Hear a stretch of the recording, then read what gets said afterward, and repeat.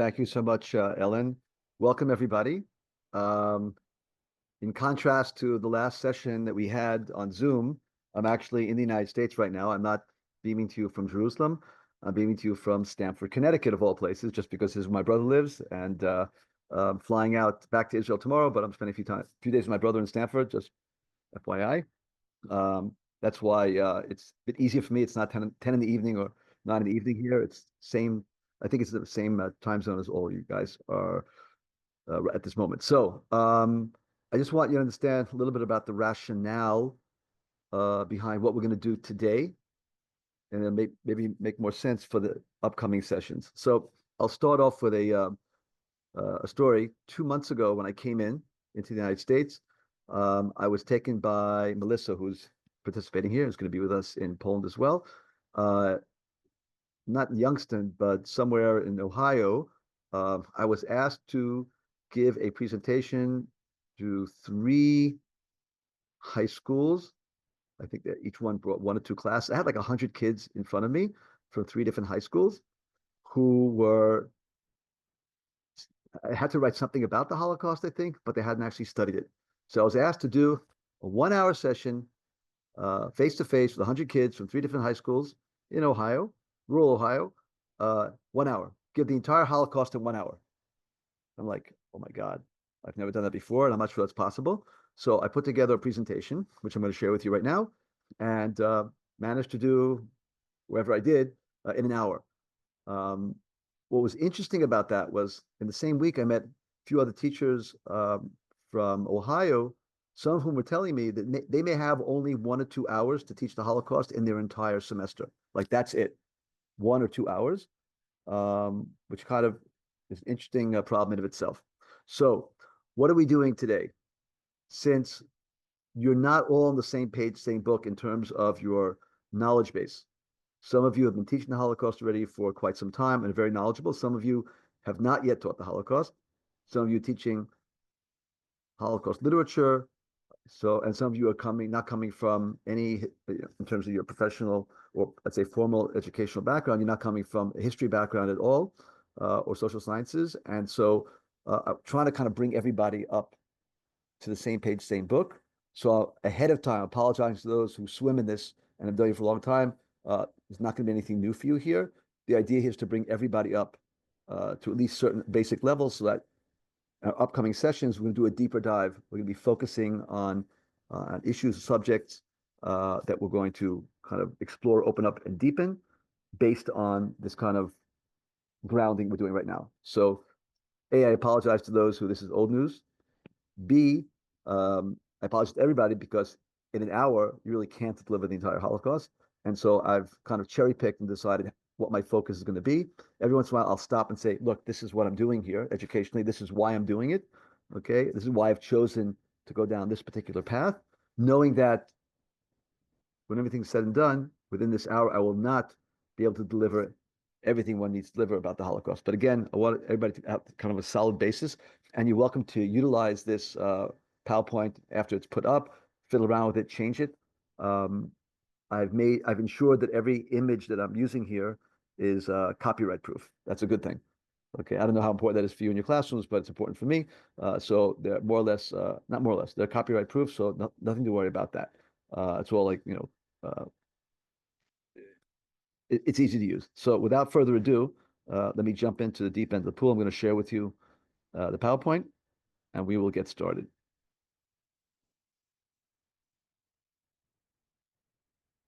Having said all this as an intro, some of the materials that we had sent you for reading will be used actually for our next session for a deeper dive. Okay, but a lot of them are also important for kind of supplementary things that I will not have time to talk about now, but they're kind of essential and important. Okay, and of course, here opening slide over here.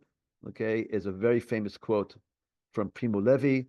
Those who are not familiar with Primo Levi, an Italian Jew, uh, a guy who was an anti-fascist partisan, got caught. He was also trained as a chemist. When they caught him, basically fighting against Mussolini, he's Italian, they realized he was Jewish, so he gets sent to Auschwitz. But then he gets to Auschwitz, he realizes he's a chemist. So he ends up working with those Auschwitz III, which we'll be talking about a little bit later on today, an industrial complex as a chemist. He's also a prisoner. He's a Jewish prisoner. He undergoes where everybody else undergoes, but he's actually not doing hard physical labor. He's working in their chemical factories. That's the only, let's say, difference, if you will, in terms of what's happening to other prisoners. And he returns to Italy at the end of the war. His family was completely intact. They weren't arrested. He's from Torino, or Turin in English, northern part of Italy. And he tries to write. He doesn't try. He writes, and he can't get published for the first decade. I'm saying that to you because Primo Levi today is considered perhaps the greatest Italian writer of the 20th century in Italy.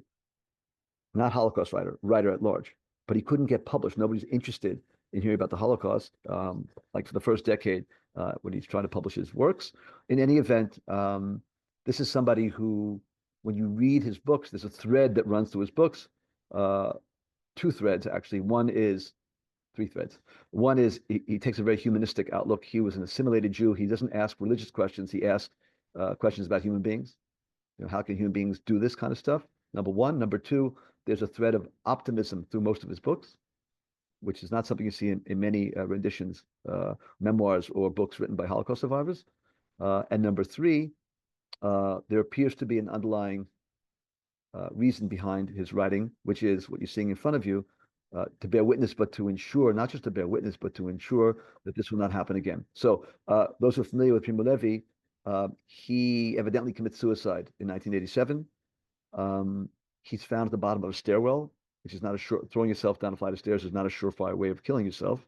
But it was quite shocking because of this optimism, this thread of optimism that you read through all of his books. In any event, we can maybe in some Q&A later on we can return to him.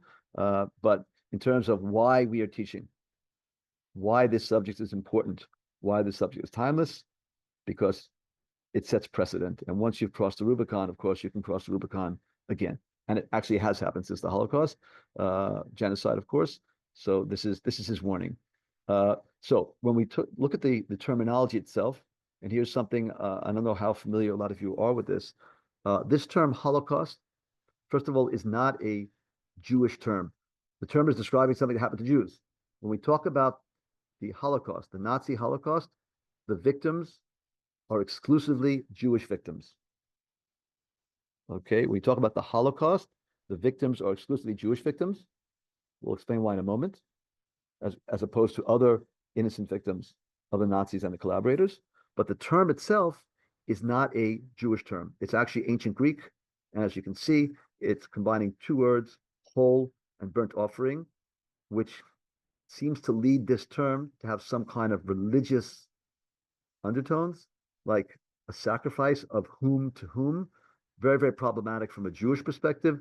The term that's used by Jews is Shoah. And Shoah is a term that comes from biblical Hebrew. It comes from the Old Testament, the Hebrew Bible, and it doesn't describe what took place during the Holocaust. Shoah, in different contexts in the Hebrew Bible, talks about destruction, mass destruction, but not specifically something like mass murder in this context. But it was deemed a more appropriate term to be used, and you'll see very often now in a lot of literature where they'll talk about Shoah and not the Holocaust. Okay, so I'm putting it out there for you. I think it's important to know. So now, this history has structure, which is useful for us in terms of teaching and also understanding. I'm putting it out there because one of the things that we assume, which today we understand is completely erroneous, is that the Nazis have, before World War II, they have a set plan of what they're going to do and how they're going to do it. They know what they want to do. They know how they're going to go about doing it. They have a program, and they work step by step to implement and to realize their program. This is actually not the case historically. The Nazis have a goal. The goal is clear. It's clarified. That we have no doubt about. But they do not have a program. And what's interesting is we read the history backwards, we can see stages, but it doesn't mean that these are the stages that they had thought about. They didn't. They try. There's a lot of trial and error. There's a lot of expediency. There's a lot of things which are happening on the fly that are based on what's happening during the war. Different Jewish populations are going to be treated differently temporarily. And as we're going to see here, there are kind of two major historic trajectories of the mass murder that are quite different from each other, although the end result is the same of mass murder. Okay, so when we take a look at this structure we have here, it's useful for us for teaching. It's useful for us to make some order out of things. But the reality is that this is an after the fact structure. This is not a structure that the Nazis had put together. So when we're looking at our chronological framework, we start with 1933 to 1939. 1933, Hitler's rise to power. During these 6 years, we're going to see the consolidation of Hitler's power. We're going to see his anti-Jewish legislation and discrimination. We're also going to see Nazi Germany take over two countries without shooting a single bullet. At the very end of, and we're going to see a Jewish response in Germany and outside of Germany to what Nazis are doing, an international response to what the Nazis are doing, and the very end of this period, actually September 1939, we have the outbreak of World War II. Okay, so 33, 39, basically I've called this Hitler consolidates his power, but it has other themes that are packed into this. And most of, at least from 33 to 38, most of what we're going to talk about is taking place in Nazi Germany itself. Beginning of 38, we now add Austria and we add Czechoslovakia.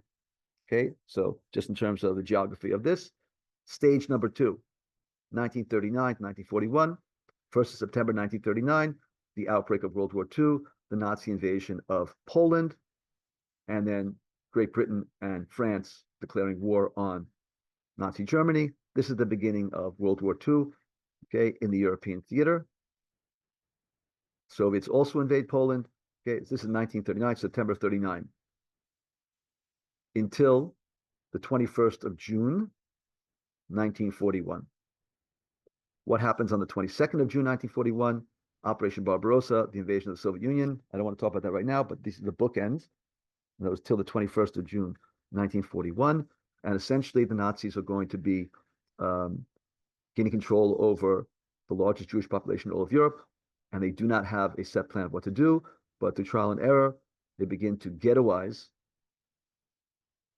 Central and mostly Eastern Europe that has been occupied during this period of time. As I mentioned, this is going to end on the 21st of June, 1941, because the following year, 22nd of June, 41, which is our next stage, we have Operation Barbarossa, the invasion of the Soviet Union by the Nazis. And what we have accompanying the invasion virtually immediately is mass murder, which is done face to face, frontally, primarily by bullets initially. Talking about June 1941. This is what's famously called by Timothy Snyder, murder by bullets. This is the beginning of the mass murder. The Nazi forces capture, conquer cities, towns, villages, hamlets, and in their wake, special killing units will remove about 85% of the Jews every place they conquer, murder them at secluded areas. We'll go to a higher resolution in a little bit. Okay, and then the rest of the Jews they place into ghettos. Let me take a step back now. The previous stage we called ghettoization, and here we're seeing a different trajectory. So first, starting from June 1941, we have mass murder, ghettoizing those Jews who were left to live a little bit longer, and then later on, those ghettos are also going to be dismantled, and the inmates are going to be sent to be murdered in concentration in extermination camps. The other trajectory is what we started with between 39 and 41. Conquest, ghettoization, and then dismantling the ghettos and sending those Jews to extermination camps. So we have two trajectories here. Just putting it out there, we'll talk about it again. One trajectory is conquest, ghettoization, mass murder. The other trajectory is mass murder, conquest together with mass murder, ghettoization, and then mass murder again, but this time industrialized. So we're looking at two different processes that are not taking place simultaneously. There is a staggered aspect chronologically. The end result, of course, being mass murder. This stage is going to end on May 8th, May 9th, 1945, which essentially is the end of World War II in the European theater, meaning Germany is actually brought to its knees. by May 8th, May 9th. That's it. The war in Europe is over.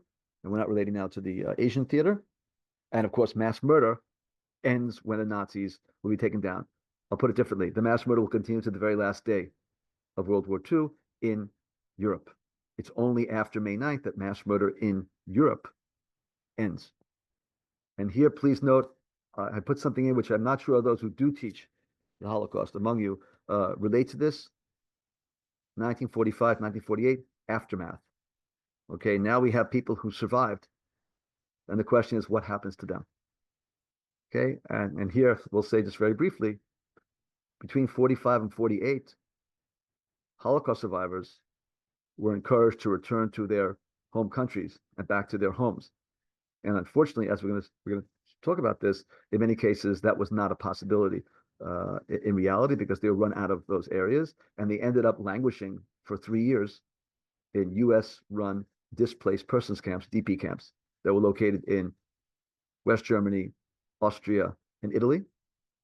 And in 1948, when Israel was established, Israel opened up its gates to unfettered immigration of Holocaust survivors.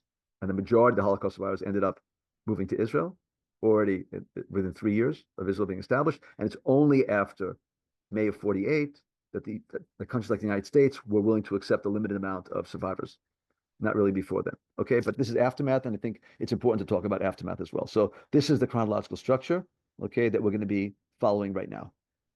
Okay, now let's start off with the beginning. We said that 1933, Hitler's rise to power. This is, of course, our starting point.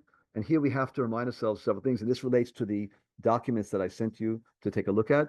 We have to remind ourselves that Hitler is going to operate within the democracy that exists for a very short period of time in what's known as the interwar period, the Weimar period, but the interwar period between World War I and World War II.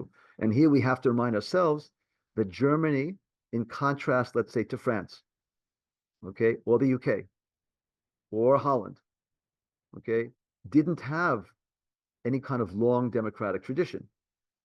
Germany was not a democracy, modern Germany, until after World War I.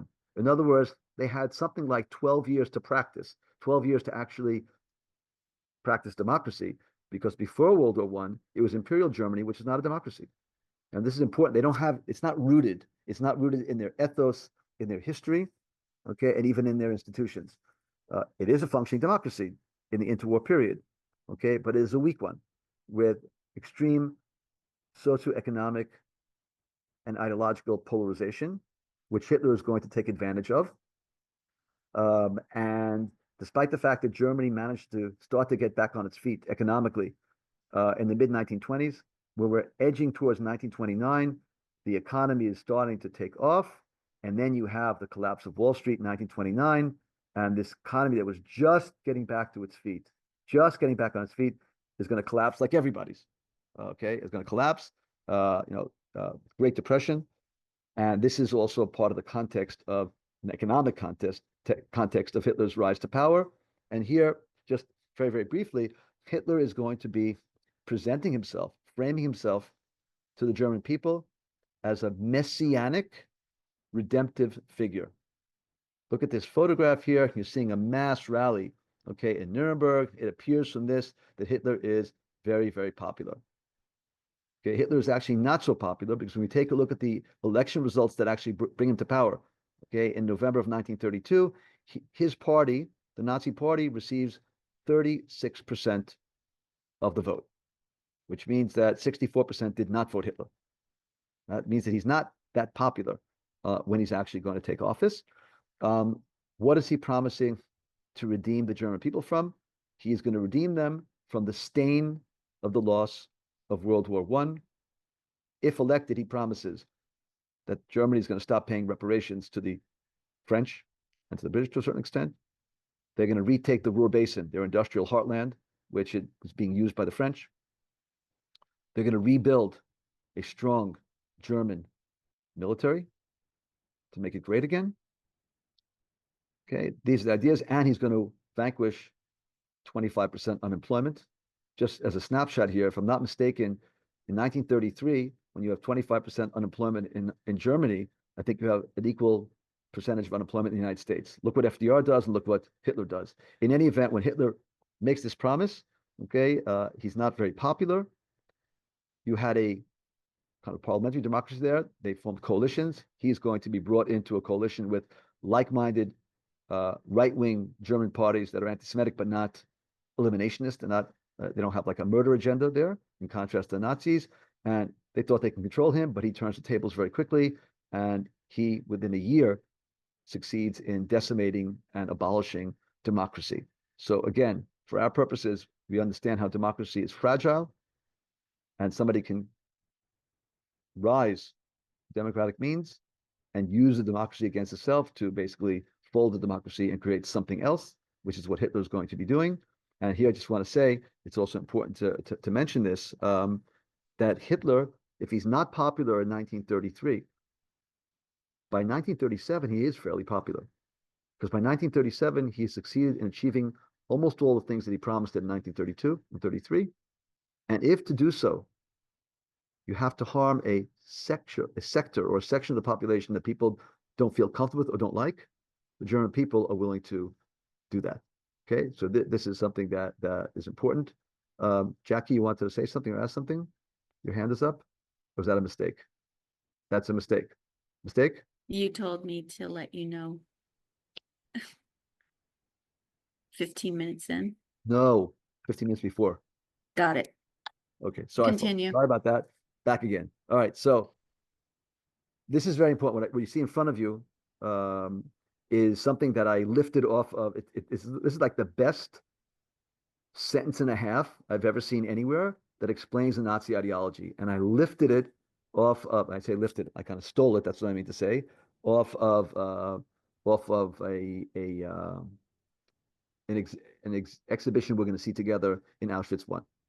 I just thought it was so well done, so well written, that I kind of lifted it off and gave it to you here. And it basically, in a nutshell, in 2 or 3 sentences, it gives you the whole picture. And I think we need to look at this very carefully and read it carefully, because this is something that is very, very different from what happened in the past. Nazi ideology, which is based on a racist anti-Semitic worldview, saw the Jews as a destructive race that poisons and undermines the foundations of human existence. Full stop.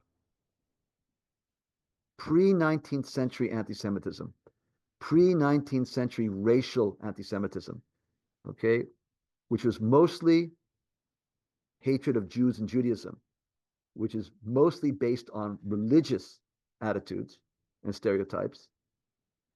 There was a way out. If Jews relinquished their religious faith, if Jews became baptized, if they converted, that's their ticket out. But what happens is, once the anti-Jewish or anti-Judaism turns into anti-Semitism that's racial, it's immutable. You cannot. If I am defined as a Jew, as a biological being that threatens the rest of the world, there's nothing I can do to get out of this sentencing. I can't change my blood. So this is something that's different. This is something that's new. If anti-Semitism, and we're going to do a whole session on the history of anti-Semitism from antiquity till today, is the so-called oldest hatred that goes back at least 2,500 years, recorded history. In the 19th century, it's something new. It's something different, because throughout history, Jews could do something to change themselves. That is to say, give up their faith, for example, whatever they're being asked to do. Here, there's nothing a Jew can do to change their fate, because the Jews are defined biologically, and you can't change the blood. And therefore, since the Jews are now defined as a destructive virus or a race that's poisoning mankind, and Jews need to be eliminated, and elimination was the code word used by Hitler in Mein Kampf, in his My Struggle, okay, in his book, he doesn't say kill, he says eliminate. We have to eliminate the Jews. Elimination is the code word for killing. Okay, there's nothing a Jew can do in order to get out of this sentencing. And here I want to stop and say the following.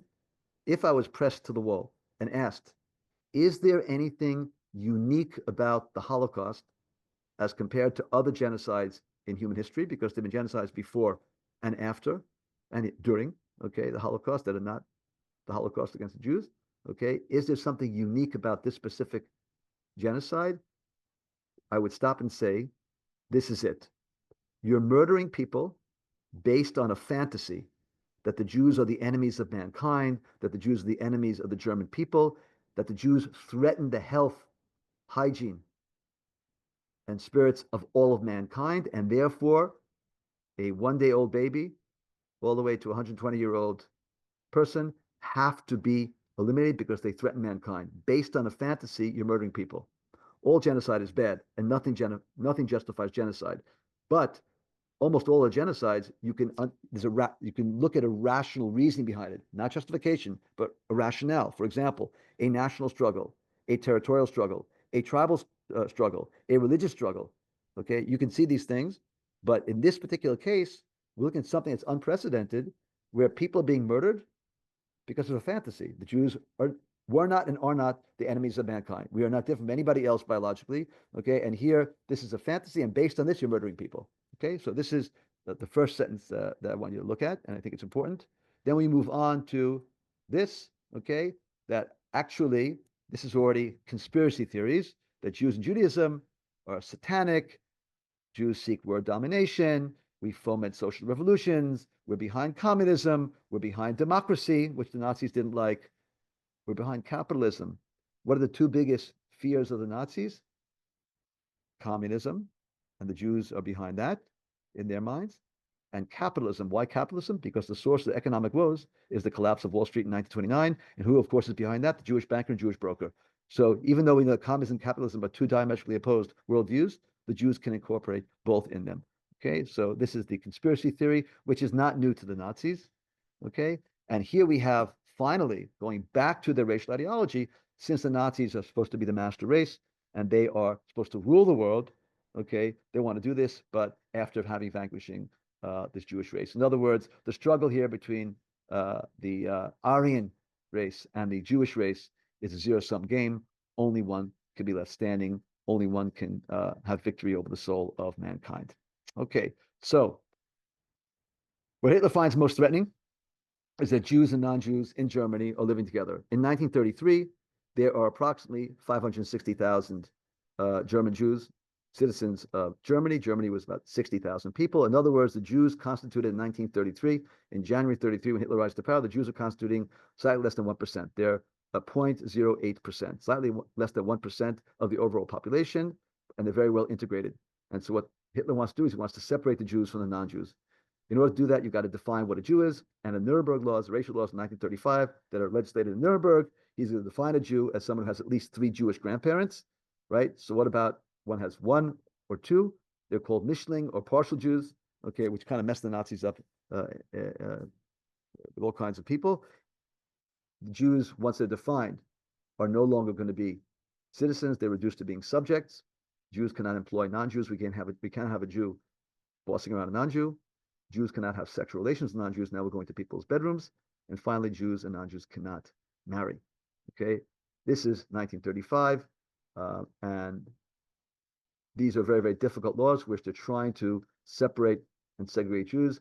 Parallel to this, already the previous year, anybody who's Jewish who works in a public capacity, you're a public prosecutor, you're Jewish. You're a judge, you're Jewish. You're a professor in a public university. You're a doctor working in a public hospital, and you're Jewish, you lose your job. So thousands of upper middle class Jews overnight are going to lose their positions and be reduced to poverty. And little by little, Jews are going to be segregated in the universities, in the schools, until they're kicked out entirely. Okay, I'm sorry. Here we go. Now, let's take a step forward, because what runs parallel to this, even one step before this, are the establishment of concentration camps. So how does Hitler, in fact, rapidly consolidate his power? It works simply this way.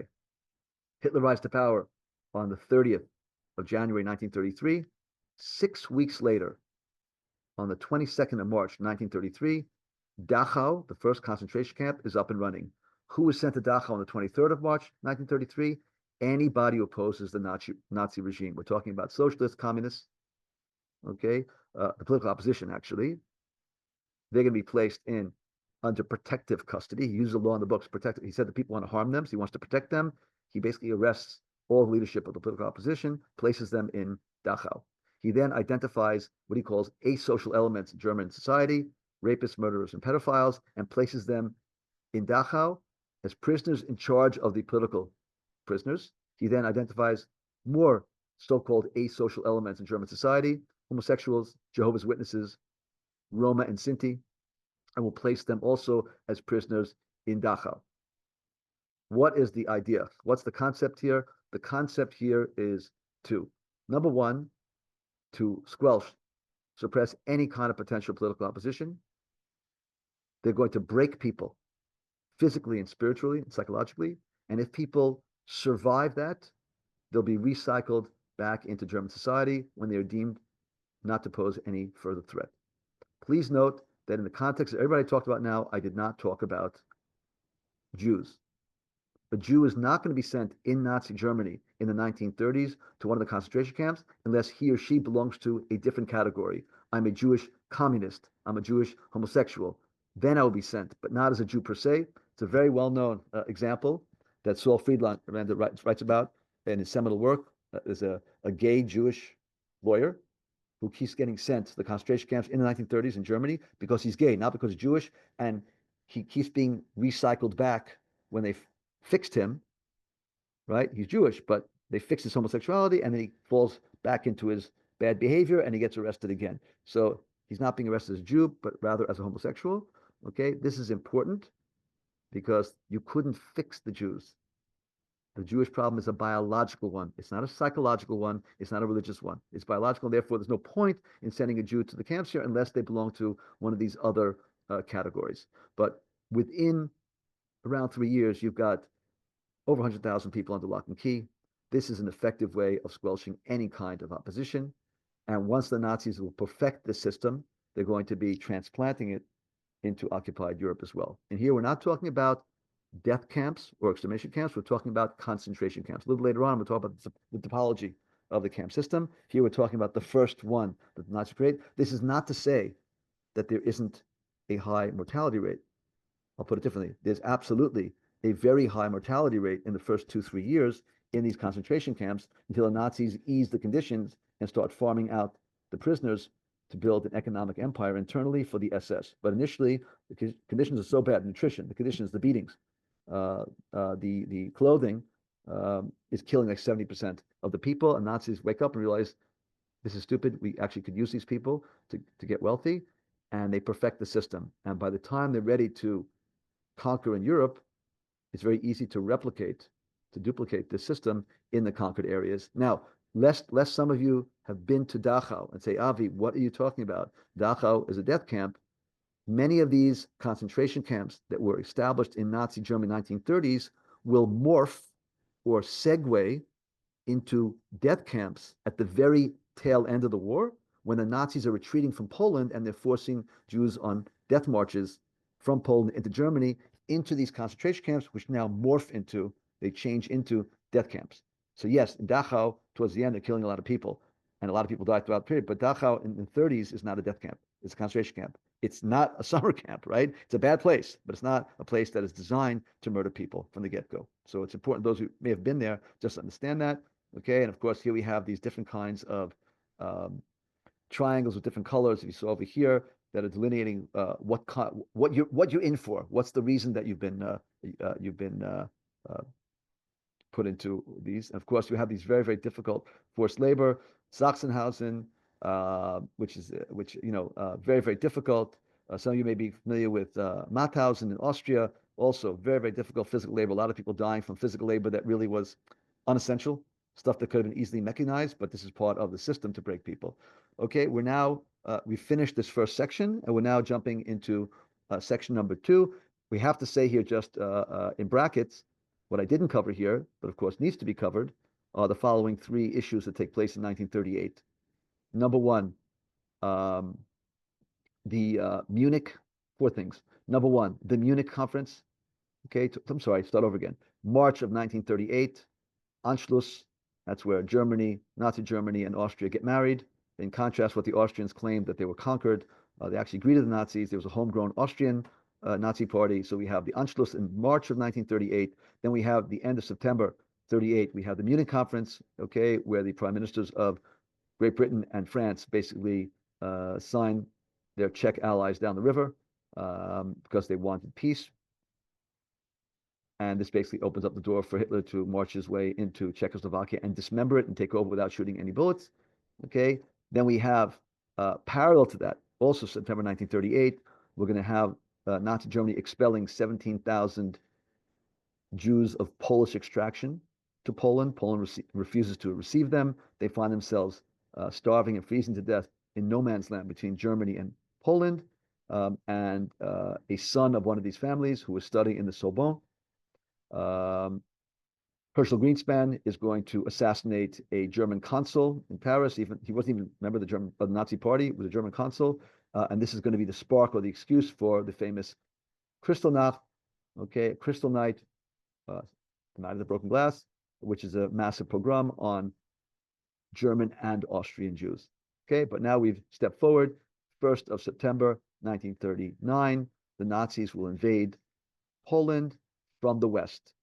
There was a secret agreement between Stalin and Hitler that the Soviets were going to invade Poland from the east, which they do on the 17th of September. So the Nazis invade on the 1st of September, the Soviets from the east invade on the 17th of September. Within 3 weeks, Poland ceases to exist as a sovereign state because we have these two superpowers that are dismembering it. Warsaw holds on for an entire month as a symbol.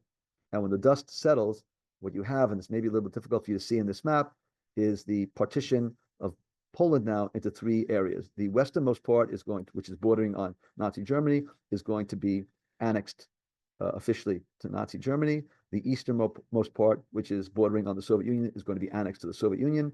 And the central part, the lion's share, what the Nazis called the general government, which is kind of occupied, from the Nazi perspective, occupied Poland. Okay, we have Warsaw, we have Krakow. This is going to be Nazi occupied territory. Okay, and here we have to ask the question, what happens now? Well, you may be surprised to hear this, but the first group of people who will be targeted for murder by the Nazis in Poland are not the Jews. The Nazis are going to target the Polish non-Jewish intelligentsia, Polish professors, doctors, lawyers, senior politicians, senior military officers, senior police, 20% of the Catholic clergy. All these non-Jewish, considered the Polish intelligentsia, are going to be murdered. When the Jewish leadership in Poland sees what's happening to non-Jewish leadership, they figure the next one's in line, and most of them are going to be fleeing east into the Soviet zone. You see over here in green, they're going to flee east, most of the Jewish leadership. Okay. The next people that will be targeted are what clearly look like Jews, ultra-Orthodox Jews. And here we have something interesting that's taking place. Interesting is maybe the wrong term to use. Something that needs explanation. German Jews, Austrian Jews, Czech Jews they're very difficult to identify by the Nazis because they had the same names as everybody else there. They dressed like everybody else.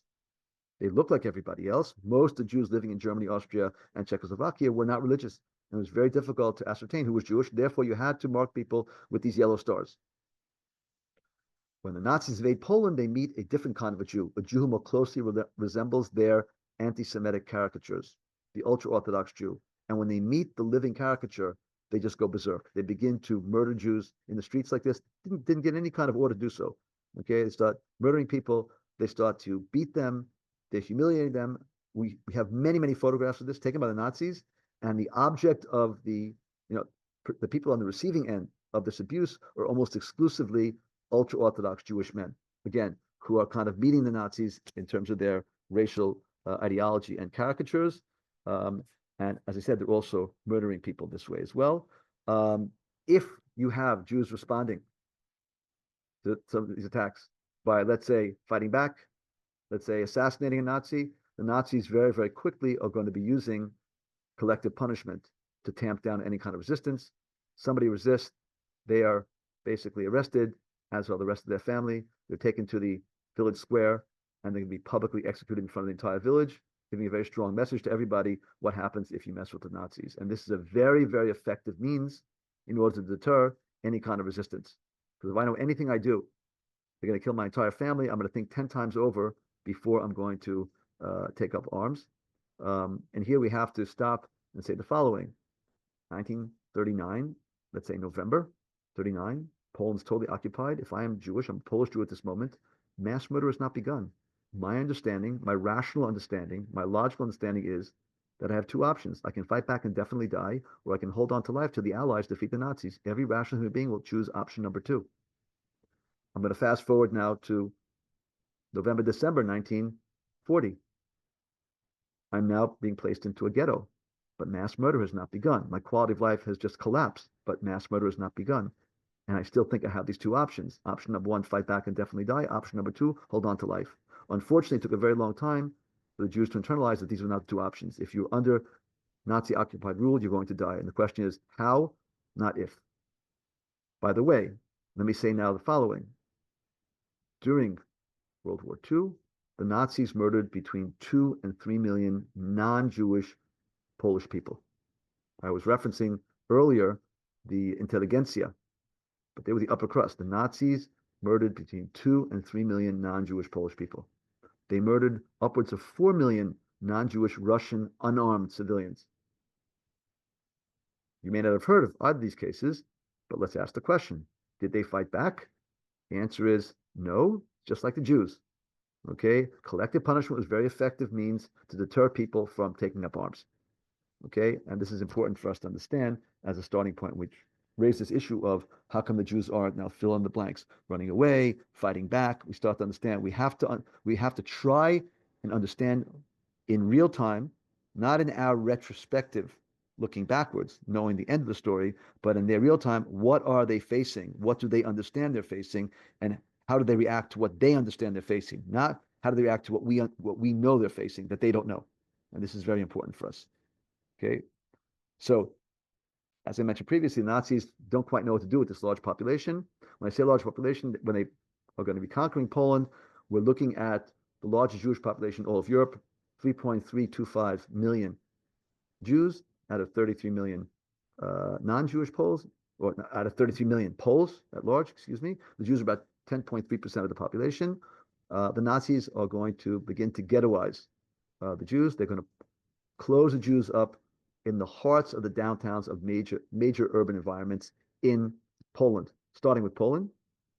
And here, what you're looking at is the Warsaw Ghetto, but the Warsaw Ghetto is not the first. It's the largest ghetto that the Nazis will be establishing. We're focusing on it here in this presentation, and of course, we're going to be together in the area of what was the Warsaw Ghetto. We will also get to be in at least one, if not two other areas where there were ghettos.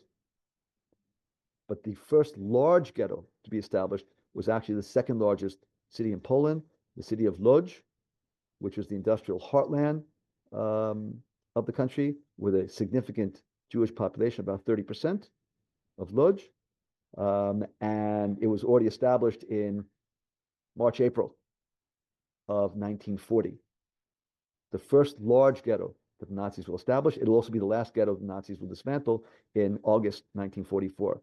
The largest ghetto is going to be the Warsaw Ghetto. The Nazis take 30% of the population of a capital city of a mid-sized European country, and they push them into 2.4% of the area of the downtown, and then they're going to empty out all the suburbs. Let me restate this. The Nazis take the some 375,000 Jews out of 1.2 million residents of Warsaw, push them into the heart of the downtown, force them to build walls like you're seeing over here, then empty out all the suburbs around the city of Jews. So at the end of the day, you're going to have close to 500,000 Jews that will be stuck into very, very cramped conditions. According to the Nazi records, and here we have something interesting. Those of you familiar with the famous documentary Shoah by Claude Lanzmann, which is considered one of the greatest documents ever made. It's 9.5 hours. It's not for the faint-hearted. You have to have stamina. He interviews the Nazi civilian who was in charge of the economics of the Warsaw Ghetto.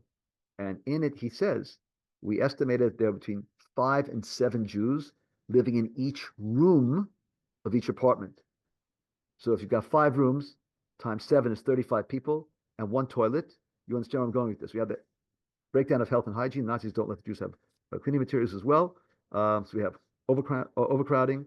The Nazis supply the Jews in the Warsaw Ghetto with about 8% of the nutrition a human being needs to survive, which tells us two things.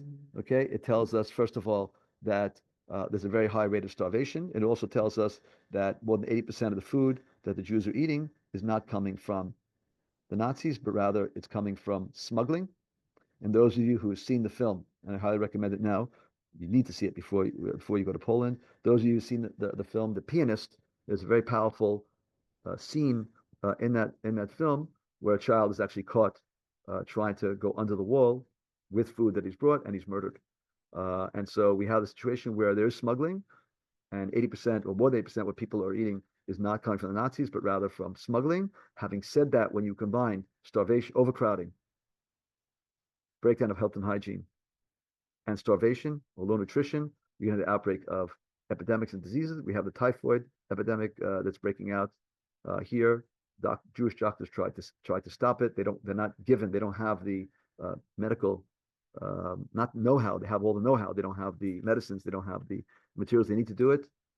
And this is a big, very, very tragic. In the Warsaw Ghetto, we have 5,000 people dying every month, not from being gassed, not from being shot, but just from the conditions the Nazis create. And about 100,000 Jews died this way in this ghetto. In the end, it's not fast enough for the Nazis. Okay. And we take a look over here. Children are the ones who are burying the bodies. This is one of the few things that a child can do to earn some money. We're going to be visiting. I'm giving you a heads up right now. We're going to be visiting. We'll be at the edge of one of the mass graves in Warsaw, in the Jewish cemetery, where about 50,000 Jews were buried, because you couldn't give people individual burial. People are dying so quickly, and we'll be dealing with this issue again in situ. So this is, again, the ghettoization. I want to stop and say the following. I don't know if you ever noticed it.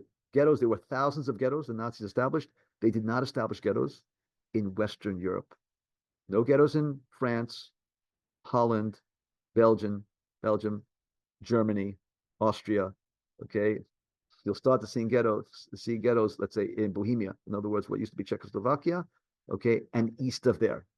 But the Nazis did not establish the ghettos in countries where Jews were well integrated into non-Jewish society.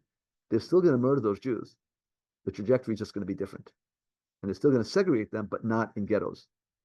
They don't want the Germans to see that, the Austrians, to the non-Jews to be seeing that. They're going to do it in Central and Eastern Europe, mostly, almost exclusively in Eastern Europe. And that's important. And we just touched on two of them, but this is just an introduction, as we said. We're now on the 22nd of June, 1941, and this is where we have the beginning of mass murder. One of the questions that historians have raised is why does it start here? How come mass murder doesn't start before here? And I think there's almost a consensus that's led by Christopher Browning, but he's not the only one. There's a consensus among historians that this is an issue of opportunity. Once the Nazis invade the Soviet Union in June of 1941, first of all the places they've conquered, you basically have industrial quiet, particularly in Poland, where you have the largest Jewish population to deal with. The Russians are very quickly forced on their back heels, okay, on their hind legs, and initially the Nazis are managing to infiltrate quite deep into the Soviet Union, even into Russia. They get very, very close to some biggest cities there, and we have the beginning of mass murder immediately with this incursion into the Soviet Union, Operation Barbarossa, which begins on the 22nd of June, 1941. So, as I mentioned before, this is murder by bullets. There are special killing units called Einsatzgruppen, which are volunteer units. They can be operating, it's about 3,000 men divided into 4 units, be operating in the huge area of the Soviet Union for a little over a year. And they're going to be murdering about 1.25 million Jews in this operation. The numbers don't work. 3,000 people cannot murder 1.25 million people by bullets in the huge area of the Soviet Union. What we understand today is there were tens of thousands of Ukrainians, Lithuanians who participated directly, not indirectly, not as auxiliaries, but directly, also murdering their Jewish co-citizens. We also know of plenty of German police reserve units. And of course, those of you who read Christo Browning's book, Seminal Work, Ordinary Germans, he deals with this unit 101, this battalion. And essentially, so it's not just the Einsatzgruppen. Okay, these volunteer killing units, there are many, many more people participating in this. It begins, of course, with the face-to-face killings, taking Jews to secluded forested areas outside the urban centers, okay, either going to pre-prepared pits and killing them into them, or forcing the Jews to dig their own graves, or forcing non-Jews the day before to dig the pits and shooting the Jews in there. And we're talking about 85% of the Jewish population that they're going to be meeting in any given place, and ghettoizing the other 15%, who they're going to use for slave labor temporarily until they're going to be dismantling those ghettos in the future and destroying them as well. Okay, so when we look at the stages of mass murder, it begins with these murder by bullets. It's the summer of 1941. By December 41, Himmler has decided that this system is not the right way to go. It's too psychologically difficult for the perpetrators. It can be discovered too easily. And he decides to industrialize. And the first step in the industrialization of the mass murder is to have these gas vans or gas trucks, which usually be forced and asphyxiated. They'll be driving to the first extermination camp to be established on Polish soil called Chelmno, where they'll en route they're going to be gassed. The exhaust fumes are basically going to be going into the truck, and when they arrive at the camp, Jewish prisoners have to remove the bodies and burn them in open pits. That's the beginning. This will become more sophisticated the following year in 1942, where we're going to have crematoria, we have gas chambers, crematoria, okay, and all the extermination camps will be up and running. Okay, so in any event, the first stage, the murder by bullets, which is taking place between June of 1941, okay, and as I said, already in December, it's starting to shift. 7 months into this, January 1942, the Nazis sit down and organize it. So first they kill almost 1 million people, then they sit down and organize it bureaucratically. And in a meeting, it takes less than an hour and a half in this lakeside resort you see in front of you, okay, in Wannsee, just outside of Berlin. They nail down what they call the final solution to the Jewish problem. This is basically a bureaucratic solution. The people you see in front of you on the left, Reinhard Heydrich, who was the head of the Gestapo and number 2 in the SS, he's Himmler's right-hand man, and Adolf Eichmann. They're both present there. Heydrich is going to be running the show here. And when we look at the participants of the Wannsee conference, it's all people who coming from different ministries, like the transportation ministry, and the justice ministry, and the ministry of the interior, and of course the police and the military, and so on and so forth. And again, in the meeting, it takes less than an hour and a half. They're going to nail down the bureaucracy of mass murder, because again, we have to remind ourselves that we always think about the person pulling the trigger. We understand that somebody in the Ministry of Transportation makes up the timetable. This train to the front, this one to Auschwitz, and somebody drives the train to Auschwitz with 1,000 victims behind him. And then somebody opens the guardrail, and you understand that an architect designs Auschwitz, and that an engineer designs crematoria and gas chambers. So if I speak American to you for a second, it's not the person who pulls the trigger, it takes a village. And again, in this conference, which takes less than an hour and a half, they nail it down bureaucratically. So want to highly recommend a film that nobody ever watched. What's excellent.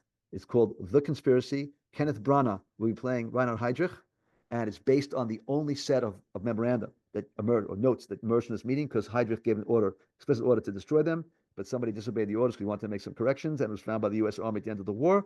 So it was filmed in situ in the villa, which today constitutes a museum, an educational center, and it's just an incredible movie about the evil of bureaucracy. And I highly recommend at least you see it and think about maybe showing your kids, because you could also do a lot of things that go way beyond the scope of the Holocaust. Okay, if you see this this film. Okay, this is one page from the minutes, and it basically gives the target audience of the Jews that are targeted for murder. As you can see here, the grand total is 11 million. Okay, there are two lists. I just want to note on the B list, when you go a little bit down, Albania, it says 200. They're not going to skip over the 200 Jews in Albania. One of the Greek Isles had one Jewish family. They sent a boat to pick them up. So yet another aspect of the Holocaust, which I'm not sure it's unique, but it's definitely specific to the Holocaust of the Jews, is the totality. Every last Jew that the Nazis get their hands on needed to be eliminated, meaning murdered. Okay.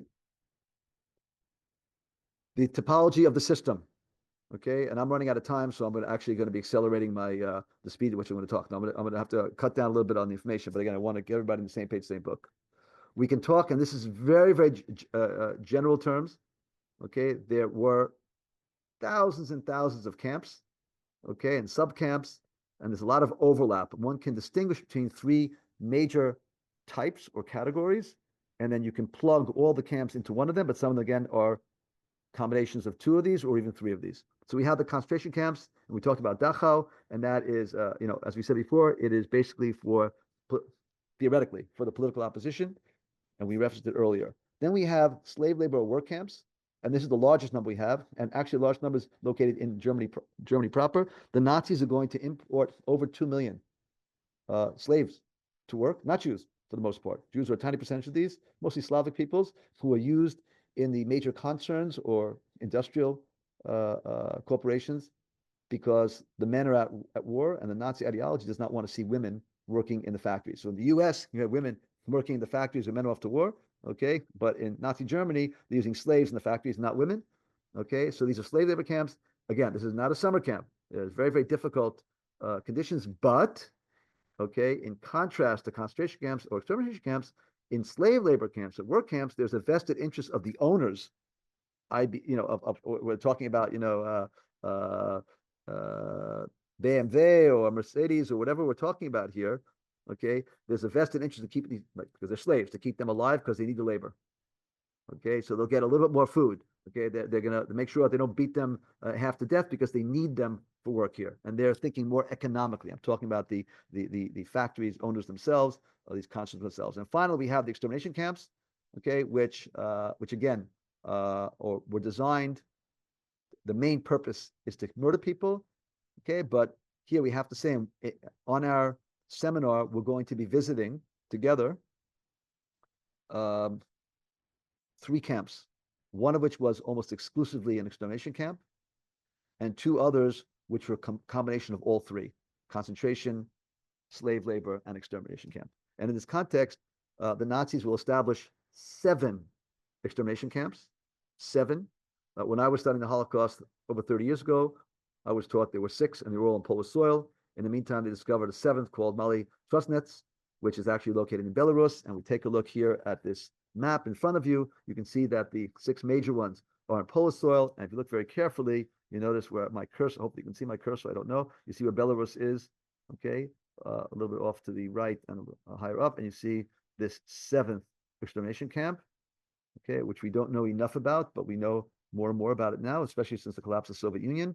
But the reason why the Nazis are going to be building, and the Nazis are building, not the Poles, the Nazis are building all 6 extermination camps on Polish soil, okay, are number one, they've got industrial quiet, okay, the major battles are taking place east of there in the Soviet Union, but in Poland itself, they've got industrial quiet, number one. Number two, they have a population who, for the most part, is either terrified of the Nazis or apathetic to what's happening to their Jewish co-citizens, okay? And it's also where you have the single largest Jewish population in all of Europe, over 3 million Jews. For all these reasons, they will be establishing almost all the extermination camps, 6 out of 7 on Polish soil, okay? And we take a look now about Auschwitz itself, okay, which I'm really going to do very, very short now, because I'm really running out of time.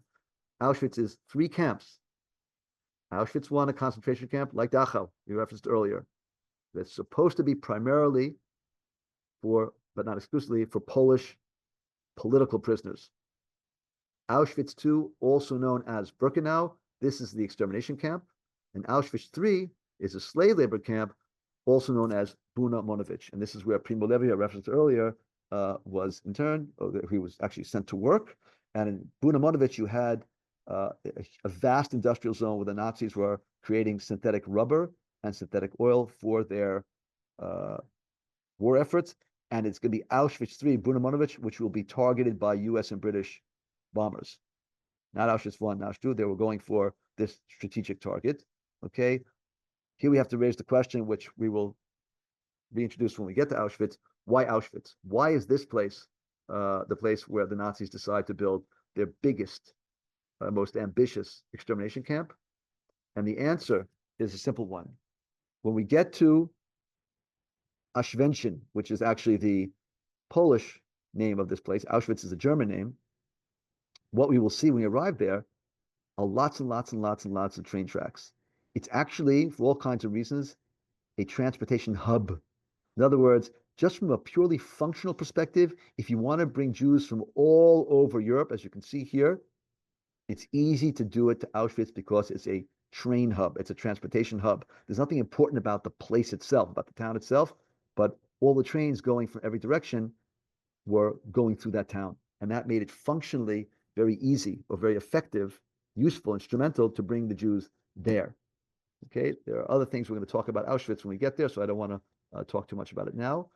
At Auschwitz, you have a famous selection. We're going to be on this ramp at Birkenau, where there's going to be a separation when Jews are forced out of the trains. A separation by gender, men on one side, women and children on the other. 80% of every transport will be murdered upon arrival. 90% of the women and children murdered upon arrival. Talking about each transport. Okay, and we're not going to talk now about the murder apparatus and process there. I want to talk about something a little bit different, which is life in camps like Auschwitz. You take a look at the photo in front of you. What we read in every single memoir of any survivor, Jewish or non-Jewish, for the Nazi camps, all of them, without any exception, tell us that when you had roll call several times a day, the people who are in the front line that you see or on the margins you also see are the weakest people in the roll call. The strongest people force their way into the middle where they can't be seen. The front row and the margins are visible to Nazis, and the Nazis are randomly killing people just on account of because they're the ones who are going to be murdered, not the people in the middle. And you read that in all the memoirs. Okay, so right now when I see a photo like this, I know the people in the front line are the weakest people in this group, as are the people on the side. Okay, the actual living quarters, which can be visiting, just living, just sleeping. And you see these triple bunk beds, there are 3 people on each bed, on each level. So if it's a triple bunk, each bunk has 3 people who will have to be sleeping in tandem with each other. Okay, more on this when we get to the places themselves. And of course, in Auschwitz, you also have these bestial medical experiments, most of which were performed on women.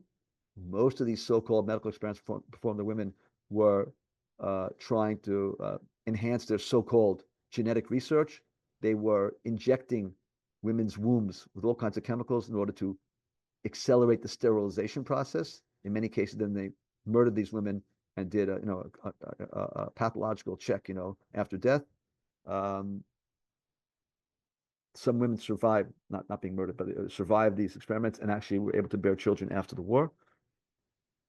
And the so-called medical experiments on men usually focused on one of 2 things: either putting Jews into freezing cold water, as you see over here. They want to see what happened if a German pilot is shot over the Atlantic in the wintertime, how much time they have to rescue him before he's going to die of hypothermia, freeze to death. Or they would put the Jews into pressure chambers, again, experimentation for the German pilots to see what kind of altitudes, how they could live.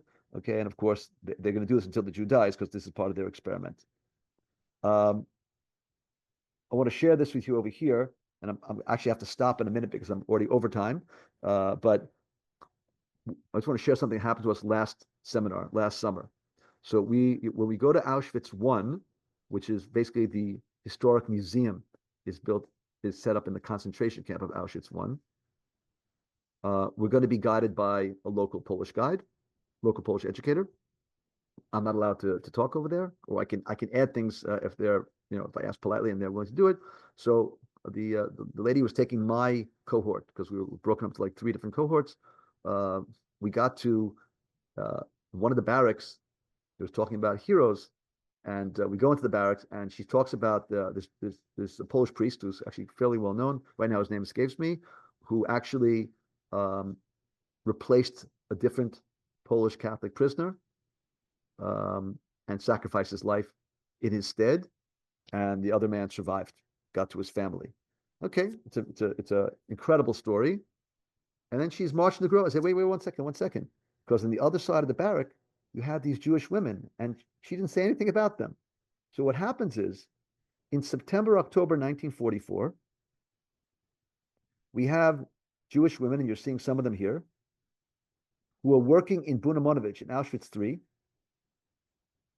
chemical factories, and they're managing to get their hands on small quantities of gunpowder, which they little by little, day by day, over the course of weeks, are smuggling it out in their clothing very, very carefully.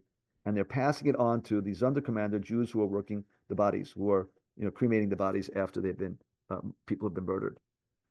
And on the appointed day in October 1944, the Sonderkommando, the Jews who are working the bodies, are going to utilize all this gunpowder to actually disable, to blow up one of the crematoria, crematorium number 3. And that's important because they didn't blow up a gas chamber, they blew up a crematorium, because you can kill a lot of people every day. You couldn't dispose of nearly as many bodies. Okay, just technically couldn't be done. So by destroying one of the crematoria, okay, it was dramatically slowing down the murder process. The men, after blowing it up, broke out in 2 places, set forest fires. They were all captured, tortured, gave up the names of these women that you see in front of you. This is not all the women that were in this group. There were other women. These women were tortured. They did not give up the names of the other women. And 2 weeks before the Soviet army liberated Auschwitz at the end of January 1945, so like January, I think 11th or 12th, something like that, these women were all hanged publicly in Auschwitz. And 2 weeks later, as I said, the Soviet army liberated them. And I thought it was kind of important that that their story be heard. So this happens in October 1944, blowing up the crematorium. This revolt of Jews in Auschwitz. Following month, November, Himmler gives an explicit order to blow up all of the gas chambers and crematoria in Birkenau, in Auschwitz too. And we start to force Jews all over camps in Poland on death marches. We're talking about 250,000 Jewish prisoners are forced to march by foot from Poland in dead winter to Germany, where there'll be those who survive it, about 60,000 die en route or murdered en route. Those who survive this will be placed in concentration camps that will morph into death camps that I mentioned previously. Those of you who teach Night by Elie Wiesel know about this. I think he survived a 41-day death march from Auschwitz to Buchenwald, and his father didn't make it. Okay, so if you read that book, you should know that this should be resonating for you. Of course, you're going to have liberation in Auschwitz in January, but we're talking about the few Jews who were so sick they couldn't even force them to go out and just abandon them there, and some of them survived this as well. Here are the basic stats of Auschwitz, which it's just so you understand. This is interesting because for a long time the statistics were much larger than what you see here. These are the latest statistics after many years of research by the National Museum in Auschwitz. Today, we believe that a little more than 1.1 million human beings were murdered there, of whom 1 million were Jewish, 70,000 non-Jewish Poles, 21,000 Roma and Sinti, and 15,000 Soviet POWs, and then another 12,000 prisoners of various nationalities who were not Jewish. Aftermath, as I mentioned to you in the opening part, for the Jews, of course, the murder is over in May of 1945, but the first thing a Jew is going to do who survives, they're going to try to discover who else survived in their family. The most logical thing to do is to go back to their hometowns to look for people. In the absence of that, or if they don't find anybody or they run out of town, they're going to look for a safe haven to go to. And between 1945 and 1948, there really was no safe haven if you're not going to Western Europe, where you came from. If you came from there, if you want to go back to Eastern Europe, which is becoming communist, this was not an option for many Jews. So we had about 250,000 Jews languishing in displaced persons camps for about 3 years. I'm stopping now because I went a little bit longer than I wanted to, and I'm going to stop the share. And hopefully this was not too fast and not too burdensome, but I would love to get questions from anybody who has questions. Again, I said that I'm not going to manage to do everything, and I'm really skipping around, but this is the best one can do in 1 hour. And this is a broad kind of basic introduction. Okay, we're going to do a much deeper dive on a lot of the issues, some of which we didn't even touch upon over here. So, please, anybody has a question? Unmute.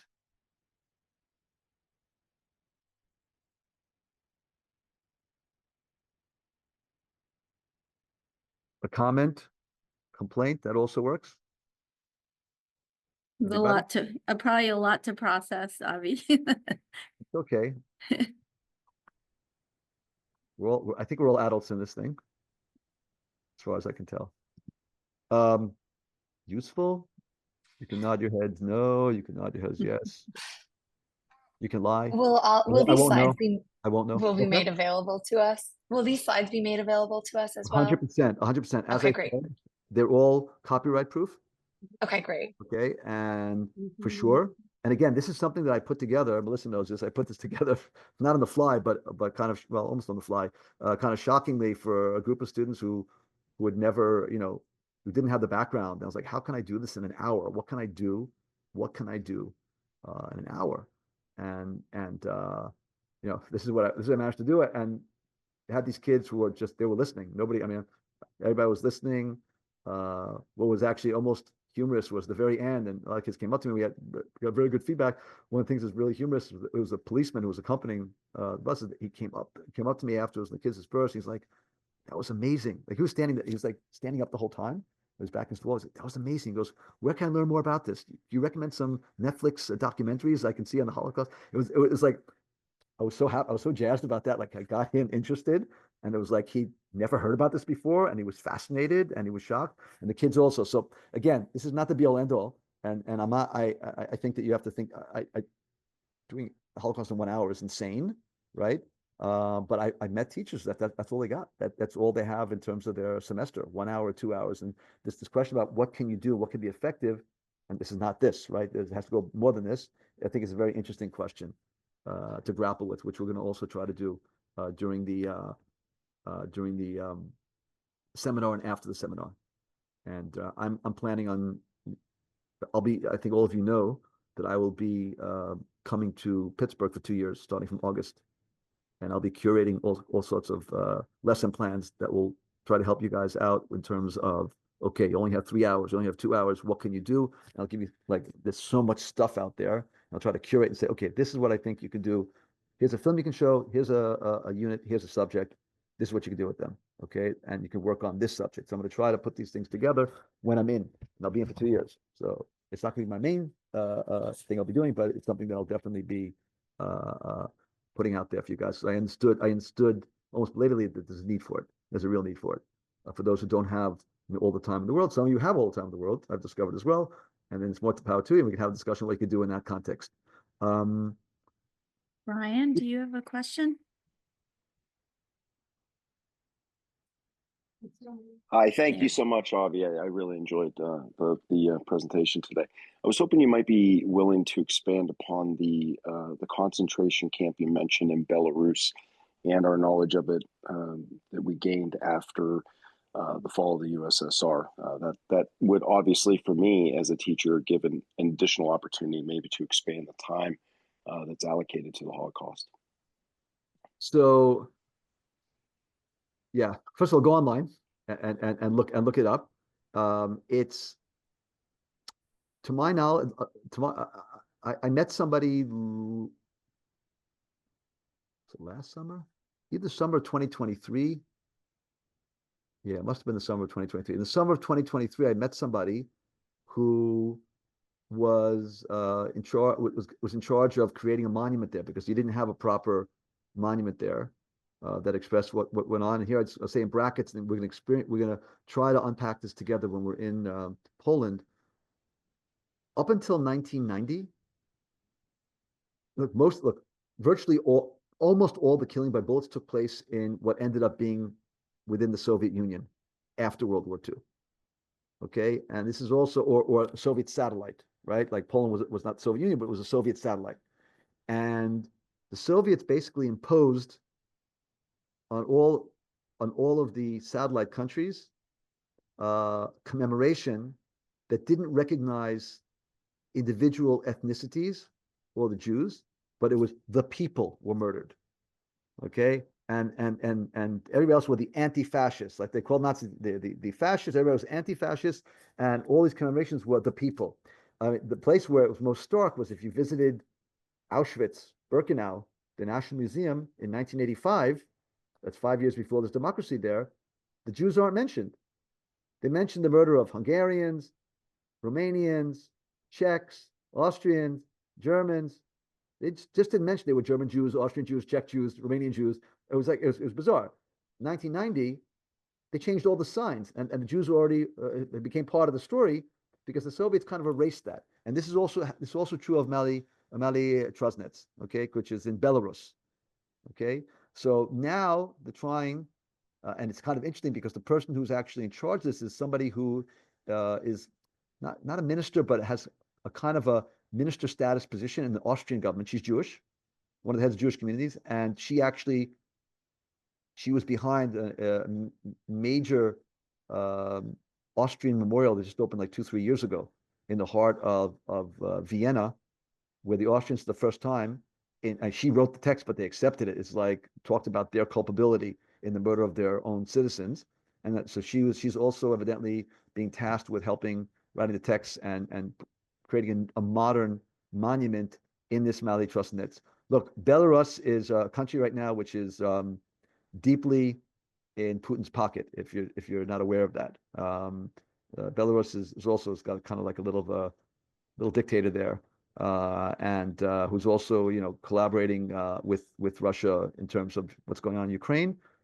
And so I don't know how easy it is today to get there physically. I don't know how that works. My understanding is that when we compare that extermination camp to the other 6, it's more comparable in terms of volumes of people being killed, murdered, to Majdanek, which we're going to be visiting. In other words, if we go to the 6 camps I was talking about, just I'll give you the top 3 in terms of volume. So Auschwitz, 1.1 million people were murdered. Treblinka, 900. We're going to Treblinka. 900,000 people were murdered. Belzec, 500,000 people were murdered. Okay, so when we get to Mali Trosnets, which is in Belarus, I think it's like, if I recall correctly, and I'm not an expert on this, but I think it's like less than 170,000. It's more in the volume of Majdanek.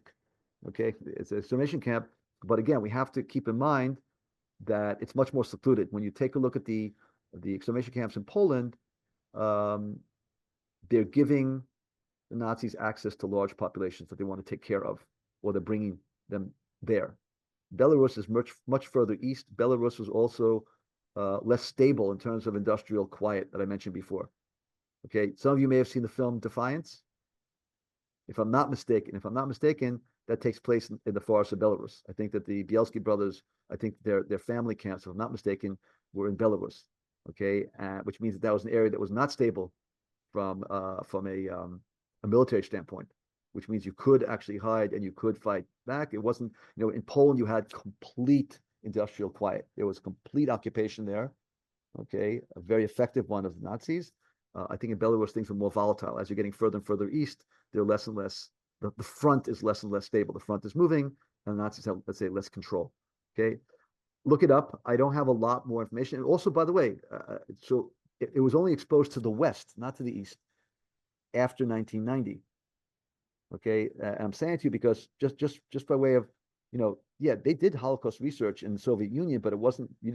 Western scholars didn't have that kind of access, and there was a lot of tamping down, a lot of control of that research until the collapse of the Soviet Union. I'll just share something guys might find interesting. We discovered another 1 million names of Jews murdered after the collapse of the Soviet Union. And we don't have 6 million names.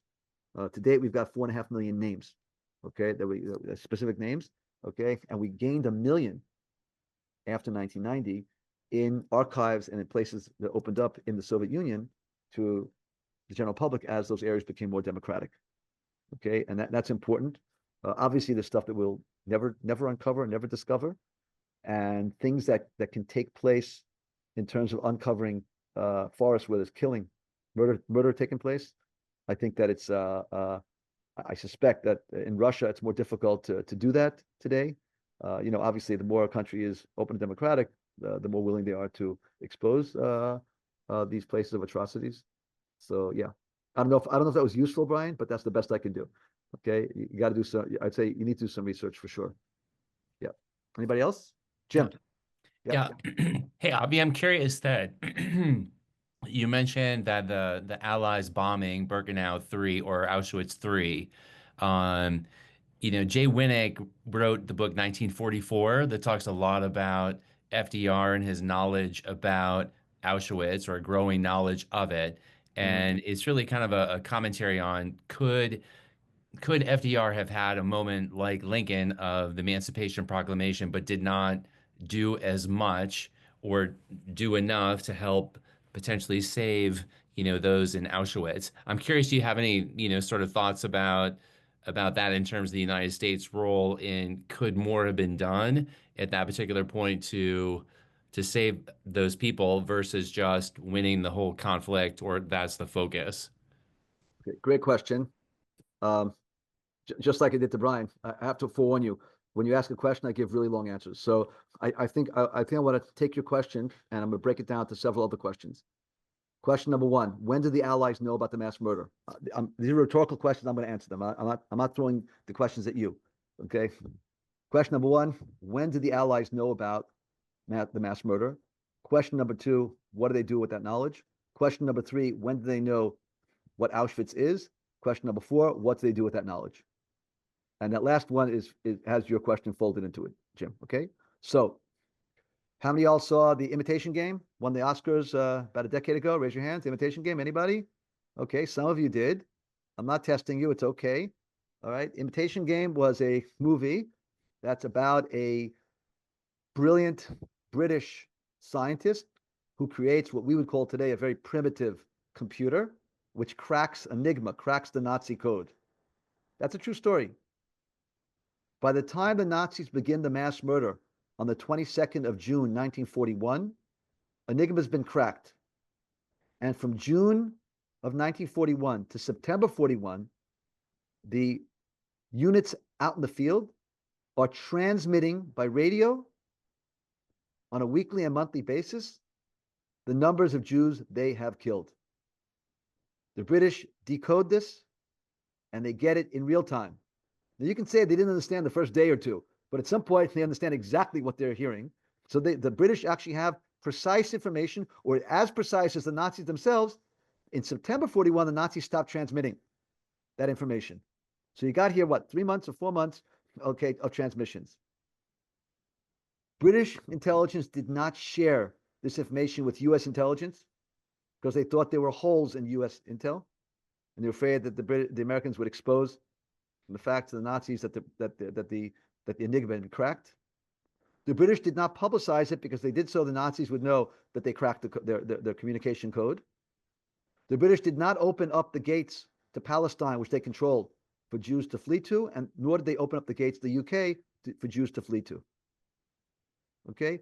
Everything I just said right now, I think for the first time around 1999 in the Imperial War Museum, I don't know if you guys have been there, Imperial War Museum in Britain, great museum.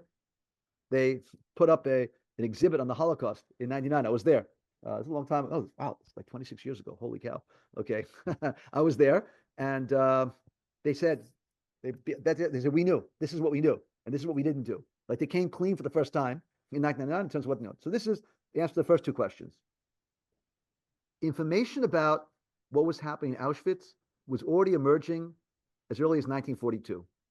You had some non-Jewish Poles who managed to escape from Auschwitz and brought information that was smuggled out to the what they called the Polish government in exile in London, and that information got to the Allies.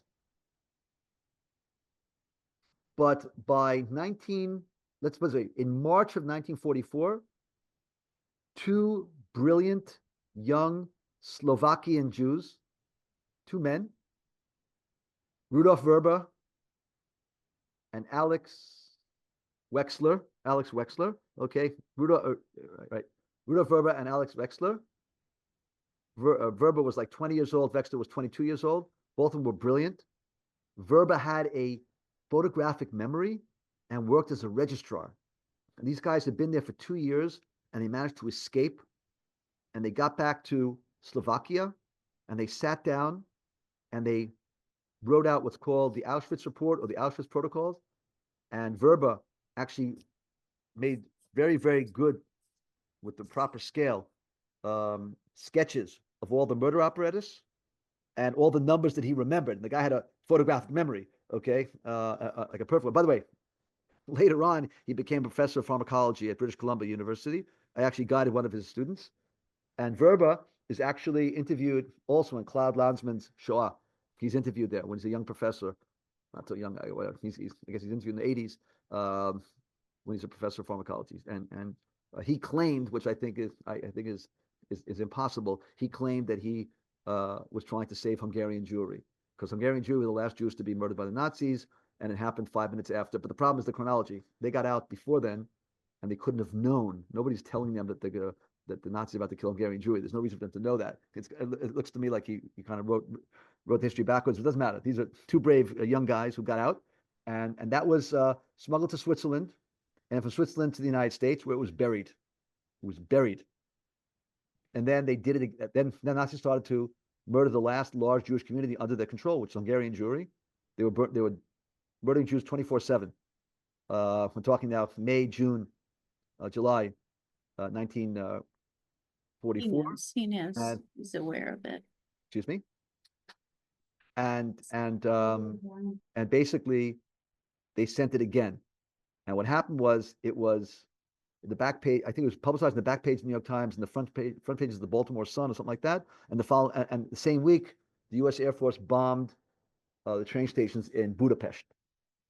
Okay. I think one of the big questions we have to ask here, next to or in addition to knowledge on the part of the Allies, is capacity. Okay.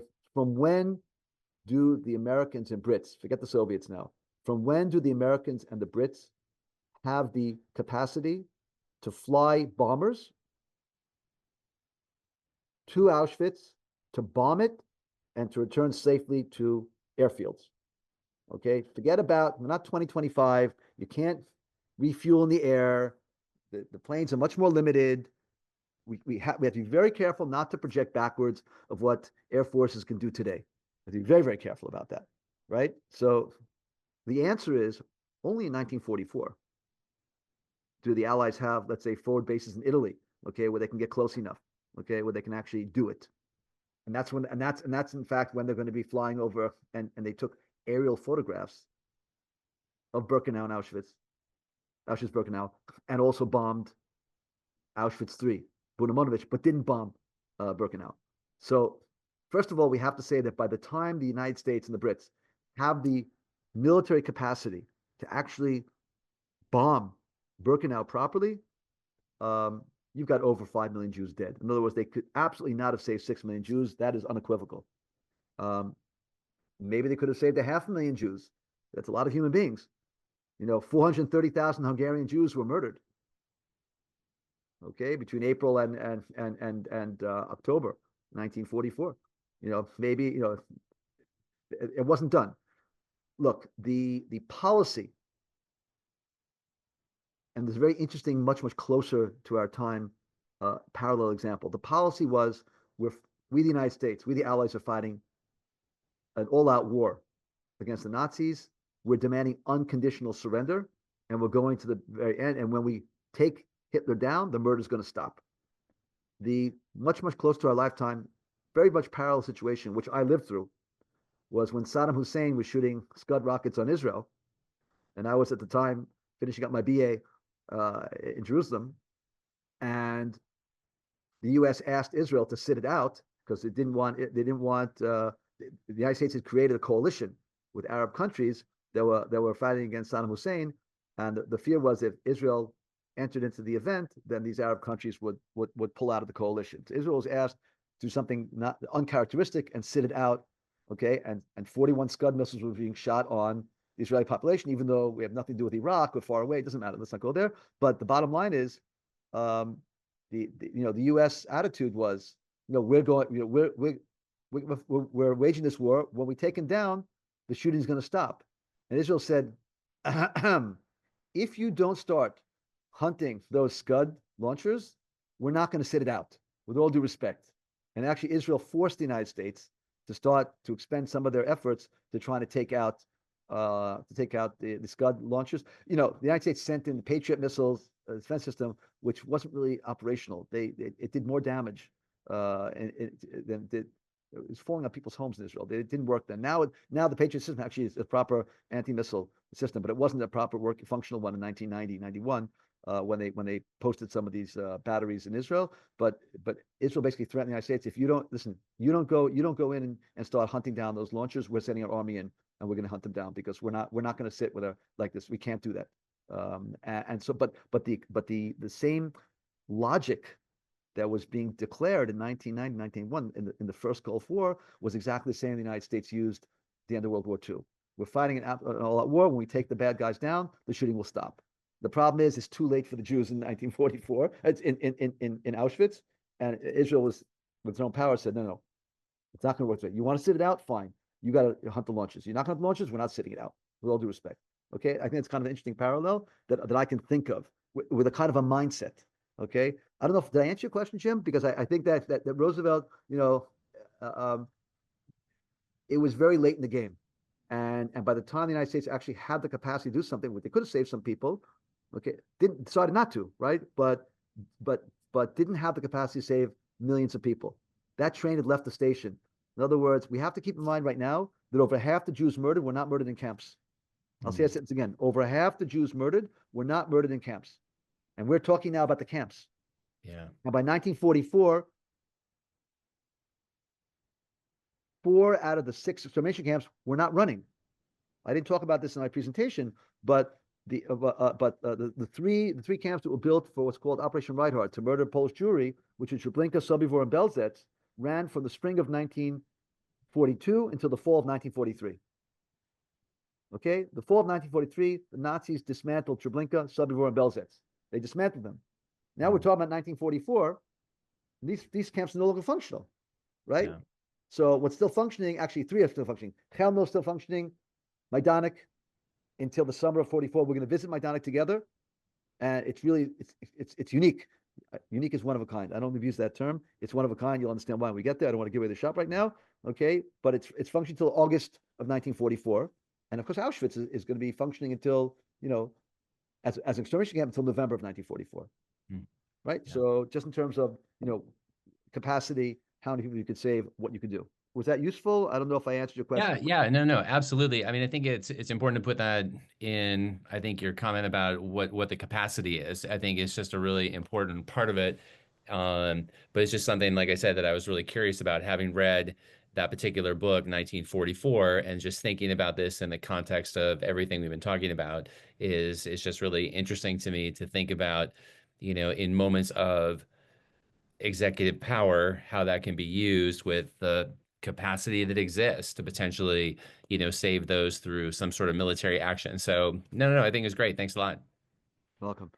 Any more questions, guys?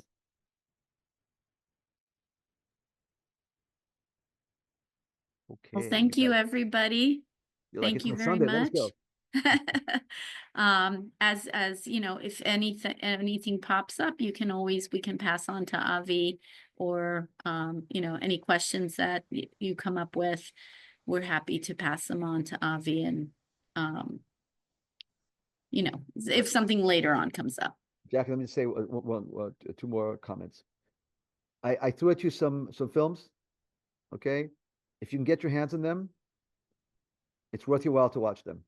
So one of them is The Conspiracy. Like I said, you'll find it very useful in school, in a lot of different contexts, I think. But it's really about the evil of bureaucracy, and it's really puts things together.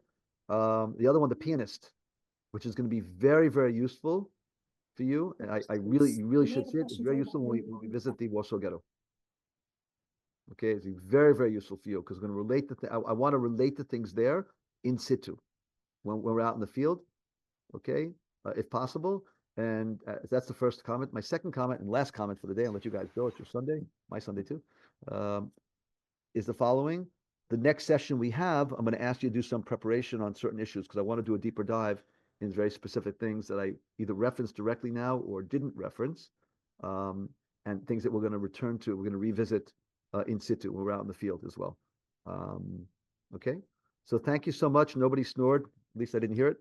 And you guys have a great, terrific week ahead of you. I'm flying out of America back to Israel tomorrow. Next time we meet will be on Zoom with me falling asleep in Jerusalem. You guys bright-eyed and bushy-tailed here in the afternoon. Thank you, everyone. Good to see everybody. Thank you. Safe travels, Avi. Thank you. Thank you. Cheers. Bye.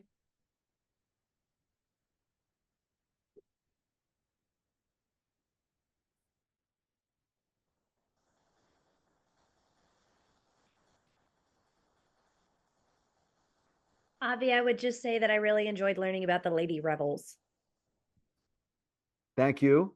There's more. It was a very good documentary. We did a program. It's the classrooms. Our boarders passed I think a year ago on a documentary that came out about them, which is very powerful. I did I interviewed the producer or director of it, and it's a really powerful documentary. I don't remember, if you write to Ellen, she can tell you the name. I don't remember the name of it, but it's an excellent documentary on that. Yeah, these women were unbelievable. They tortured them. They didn't give up the names of the other women, whereas the men who were tortured gave up their names. You know, whatever. You know, obviously women can deal with pain more than men can, but that's a no-brainer. But it's hey, you're laughing, Brian. Neither you nor I are going to give birth. We're not going to. I've watched and I would agree Yeah, completely with the okay. statement. So let's be honest here. Okay, this is something we have to. But on a serious note, it's just it's a incredible story. It's known. It's not an unknown story because one of the male participants wrote a diary and buried it 2 minutes before they blew up. They exploded the crematorium. We found the diary. We also have a few people who witnessed, were part of this uprising, who survived it. Actually, most of the participants, the men who blew it up and were fighting the Nazis there, were Greek Jews. Oh. Yes, the majority of them were Greek Jews. It's a very interesting story. But anyway, One of the stories that you're hoping to turn into a lesson? no, not that. No, we have much bigger fish to fry. Sorry. Okay. But do some research, see the documentary, and maybe that's a lesson plan. Maybe that's something that if it interests you and fascinates you, you'll see. You can also, when we get to that, I don't know if you guys are going to be on my bus or not. I'm just saying, I have no idea. You can't physically get to Pittsburgh. That's why we're meeting on Zoom. Yeah. But I don't know. I'm in California. Oh, there you have it. But I'm not the one. I don't decide who's on my bus, who's on Natalia's bus. Okay, and she's great. It's not that she's great, and we both we do things differently. We have different orientations, education, whatever. I'm gonna make it my business again when we're in that specific barrack to emphasize. If I see that the local guide doesn't take us there, I'm gonna stop there. But I'm giving you some hope. Like, right, make a mental note, whether you're with me or with Natalia, that you pay attention when you get to a barrack. We're talking about heroes. And again, there's an incredible, very impressive Catholic priest. I mean, it's a story worth telling. But so is the other side of the barrack of these women. It's like they're not in competition, right? It's like what the hell, right? But what the heck? But it just annoyed me. And it annoyed me even more because it was a female guide. It's like, hello, come on, what's up with you? Why are you not talking about it? Talking about women's stuff, especially with World War II. I do women's military history from the United States perspective. I work with the National World War II Museum. So I do stuff like kind of sharing their women in military service. I wrote lessons for them and did a professional development. So like the ladies side of things always gets underrepresented, especially women who are doing active things like rebelling and, you know, in this case, working to actively blow something up. Right. So what I'm saying is when we get there, you should go there, take photographs of it, everything they have written there, also looking at what they express. And if you can get your hands on the documentary, write to Ellen about that document to get the name of that. I just don't remember. I did so many documentaries for classrooms. I just don't remember it, what it was exactly, the name of it exactly. I can probably look it up, but ask Ellen. She can actually help you find it. And I think it's worth seeing. And then we get there, and I think that it could be a great lesson plan. I think kids would be very pretty important. engaged with that. Pardon me? I think kids would be pretty engaged with that. Oh, big time. Yeah. These are amazing. They were all young ladies. They were young ladies because they were still alive there. Yeah, it's very powerful. So check it out. Write to Ellen and ask her about that. Put it on my little to-do list. And if for whatever reason she can't get back to you, just remember, write to me and I can go through all my notes and find. I like 150 documentaries from the beginning of COVID till now with classrooms, but I'll find it. It was sometime in the last year, if I'm not mistaken. So I should be able to find it. Like Sounds good. name of it, the name of it at I least. Googled and there's a book too. There's a book that I think the lady that you had first mentioned, she wrote a lot of letters, and there's a book that like combines all the letters that she wrote to her friend. Okay. Yeah, so there's stuff out there. All right. Thank you. Have a good day. You too. Bye. Where are you sitting, Brian? Where are you situated? I'm actually sitting at my house. I'm a little bit sick, so I didn't head over to Pittsburgh today. So Oh, I'm you're at a home. Pittsburgher? Well, I live in Youngstown or Oh, north you're of Youngstown. You're in that. Yeah, Okay. You're in yeah, that. Okay. Got I'm it. in Warren. I was going to ask you, but I didn't want to jump in too far, considering what's going on. I was going to ask you to reflect upon maybe even the German election that's going on right now. It seems that, but I didn't want to throw that in here with the group because I thought it might be a little bit too touchy, Avi. No, I don't think it's touchy. It's just it's playing out. It hasn't finished. I don't think Fair the enough. result. I don't think there's. I don't think they have complete results yet, as far as I know. I think it's still playing out. And of course, we will definitely have to deal with it. One of the things that we in the past we did seminars for teachers in Germany, and I'm pushing hard on SIPI that I want to go back to that. We may very well do one in 2026. Well, that would be And for very cool. sure, that'll be something that we'll grab by the bulls. We'll grab those horns. For German teachers or for American No, teachers no, to no, go to no, Germany? no. People like you, like yourself. Just Okay. like we have. Oh, sorry. Let me restate it. Just like we're taking teachers to Poland. Yeah. You like yourself. Yeah. We also every other year we would take teachers something regarding the Holocaust, but not in Poland. So we did Austria and Prague last year. Yeah. And we do Poland every year, but we did Austria, Prague last year, again, on the Holocaust, other things as well, but specifically that. And in the past we'd done Germany. So I said simply, we got to get back to Germany. It's time. So hopefully, and that's something you could, again, there'll be a lot of competition for that, I think, because we're not going to do two buses. We can't. We're going to, Sure. I don't think we could do two buses. Or maybe I'm wrong. I don't know. I don't know. When I'm in August, I'll be sitting in the center, the epicenter of things, and I'll be taking more proactive role because I'll be a full employee, and I can also push for things, and I can also be an organizer in that. When you're sitting in Jerusalem, and I'm doing a lot of other things there that's not related to what we're talking, the stuff, it's more difficult. When I'm coming in now as a full. What is going to be your role when you come to Pittsburgh? You said you're going to be in Pittsburgh for 2 What years. I'm going to be doing is I'll be the scholar in residence for Classrooms Without Borders.